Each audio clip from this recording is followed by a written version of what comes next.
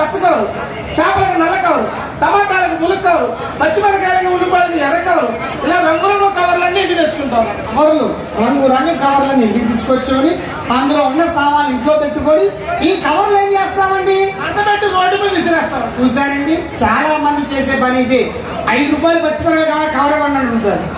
ఏమంటే ఇంటి దగ్గర నుంచి వెళ్ళేటప్పుడు ఒక బ్యాగ్ లాంటిదో, గొడ్డ సంచో, ఒక బొట్టో తీసుకువెళ్ళేవరకు కవర్లతో మనకు పని లేదు.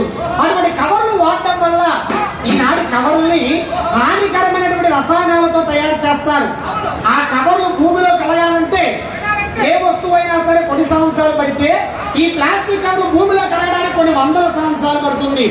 భూమిలో కరగదు. వర్షపు నీరు భూమిలోకి ఇంకకుండా మధ్యలో అడ్డుపడి భూగర్భ జలాలు ఎండిపోయేలా చేస్తున్నాయి. ఏమంటే ఇంకా ఎండాకాలం కూడా పూర్తిగా రాలేదు.